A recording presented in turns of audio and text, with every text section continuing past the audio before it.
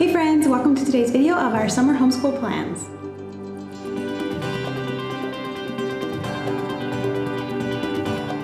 Hey friends, today I'm going to be showing you guys what I plan to do with our boys for the summer, and hopefully this gives you ideas as another homeschool mom or just kids if you have kids home for the summer. So today I'm going to show you guys what is in our basket. This usually takes us about 1 hour and we do it all together with the boys. And then I have some math and reading stuff down here on the floor divided in their age group. I'll show you guys that. Kind of just a little bit of review so you don't forget too much during the summer.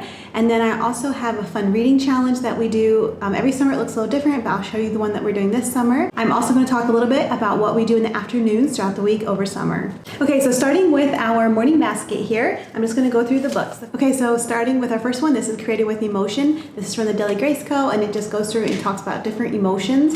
And I just read one page out of here. Out of here, we also just read one page, just 100 things to know about numbers, computers, and coding. And this one, my boys enjoy and I find it interesting also. This here is Prudence and the Millers. This is kind of about health. And here you read a story that'll have something to do with some form of health, whether it's like your eyes or your muscles, or how much sleep you should get at night, or also about stuff like a healthy conscience and a good attitude. And then in this book here, it has work pages. And I will make copies of these and get to my boys. Sometimes we work through them together, or sometimes I do it individually depending on what it is.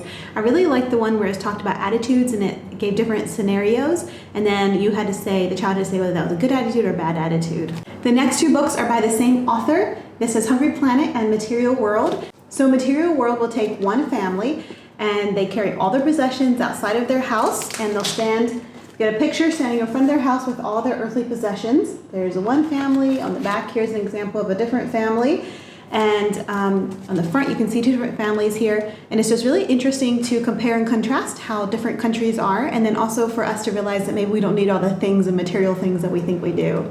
Hungry Planet is kind of the same idea, but with food. So it'll take a picture of the family with all their food for 1 week, usually in their kitchen. It'll go through and talk about how much it costs. They'll show pictures of what kind of store or market they buy their stuff in, and also how they get their groceries home. It'll show pictures of that, and what their method of cooking is, whether it's an open fire or a stove or an oven or frying or however they do that.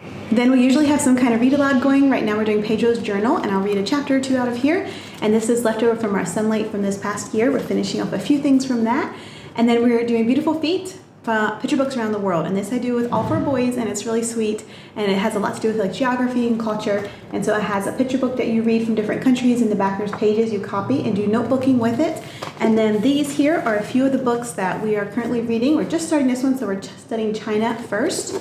So these are some of the books we read with that. And then it also comes with a big maps book. This maps book is really interesting because it will show like a lot of different things that are in that country and whereabouts. Like for China, it showed the Great Wall of China and the terracotta soldiers and different mountains, different tea, different food. So in the Beautiful Feet Teacher's Guide, they tell you to point out those different things to your children. They'll recommend little videos to look up or websites to look up. They have some recipes in there for you to try, like food from China. And so I really think that the teacher's book is done well. So that is our morning basket. We also have a little bit of Bible memory that we are working on. We don't do it as consistently as what we do during the school year, but we continue to work on just a little bit. Okay, moving on to their little bit of math and language arts. Okay, so over here is kind of what I do with my 4th graders who are going into 5th grade. I made them a to-do list, and they can use dry erase marker and check off the stuff as they do it. I have things on there like brushing their teeth also. This yellow book here, Vegetables Growing with God, is their devotions, and they do that during the school year and just continue that during the summer. And then this here is their 4th grade language arts, and we are finishing that. So they do one lesson in there, and it will prompt them when to do their spelling words, which is what I have up here. And then it prompts them when to read in these 2 readers here. And so I laid it there also to represent that. And then this here is their math. We do flashcards like this, multiplication, and I will switch those in and out. So it's not all the facts, it's just that we switch them in and out. I usually have some kind of reader that they're reading through. This is still left from our Sunlight from last year. This is their notebook from Beautiful Feet books. Then we're doing China, so they have to do an entry in there about something they learned that day. This here is a creative journal that I made for the boys. So each day has some kind of prompt. This one here is draw a mountain and a sunset, use pencils and crayons, and mix colors. Here's a different prompt I did. It says draw how to make cookies, step by step.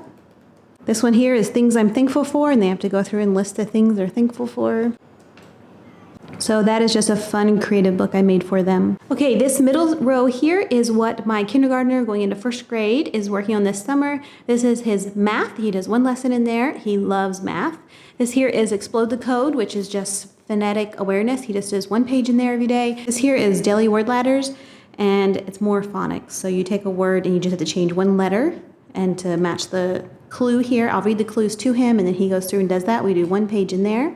And then this here is his creative journal. He has to draw one picture in here and write one sentence each day, and so he is doing a story. He adds on to it each day, and he is doing really well with that. And then each day he needs to read a book, and I have various phonics readers. This one here is from The Good and Beautiful, and it has little skinny books in there, and so he just has to practice reading one book each day. And then this here is the stuff that my preschooler is doing. He loves to do school and asks to do school. These here are alphabet adventures, and we are almost done with that. It's just like an introduction to letters. This here is working with letters. It's phonic awareness, get ready for the code. And then we do his letter flashcards and number flashcards, and of course read lots of great books. And then this we have not started yet. I think we're going to do it this summer, but I'm not 100% sure. But this is from Not Consumed, and it's my brother's keeper. And I think it'd be a really good study for us to do. And I got one for each of the boys on their level and one for me. And then this here is a magnet to put in our fridge with the different reminders of the things that we learn. So I'm hoping we'll get to this summer, but I don't know. We may save it for next school year yet. We'll see. Each summer I like to do some kind of summer reading program with my boys. Oftentimes I will just find free printables online, and we'll see how many books each child can read. This year, Sunlight sent out an email with some printables for ice cream. So for each scoop on the wall, represents one book. Each time they read a book, they can put one new ice cream scoop on the wall. So that is what 3 of my children are doing. And then one of my sons, he wanted to do the bookshelf, Sunlight Book Stack. So that is his papers are. And then Sunlight also had these free printables for bingo, and so we printed some of them out to put on our wall, and the boys are having fun with those. For my preschooler, since he can't read yet, for him I just read books aloud to him.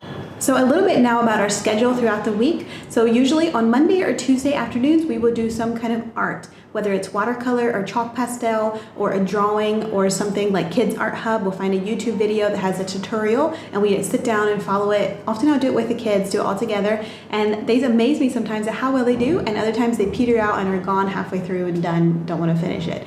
So sometimes it's a big success and sometimes it's not, but that is children. That's how it is, especially with younger children. And then we usually will go swimming one day a week. This varies which day, but it is hot. We live in a hot tropical country here, and so swimming is always a good idea, and we have a pool not too far away. And then also on Fridays we try to do something fun, something where we go somewhere for the day. So sometimes it is swimming, we'll go swimming all day. Sometimes it looks like going to a park or an indoor playground. We don't have many parks here, so we'll go to like an indoor playground, or like there's a trampoline park or a roller skating rink or something like that, and do that on Fridays. Also in the afternoon, sometimes we'll do a workout video, or we'll follow the leader, do a workout, and you have to do whatever the leader is doing. We live in a city, and so it is hard to get my 4 boys to burn off all their energy, and I don't always want them playing on the street because that's the only place they have to play outside. And so that is a big challenge for me. So one thing we like to do is look up kids workout videos on YouTube, or like I said, we'll do follow the leader. We have to do whatever workout the leader is doing, and the children really enjoy that one. And then recently our family has really gotten into biking, and so we will do that also maybe once or twice a week. It just depends. And then my children just spend a lot of time playing. We have a lot of neighbor children here, and so they are in and out of my house, and so they're just spending a lot of time playing with them, and in between reading books and just having a great childhood. I hope this video is helpful for you if you're a homeschool mom and looking for ideas to do with your children, or even if your children are just home for the summer. Maybe this can help give you guys some ideas.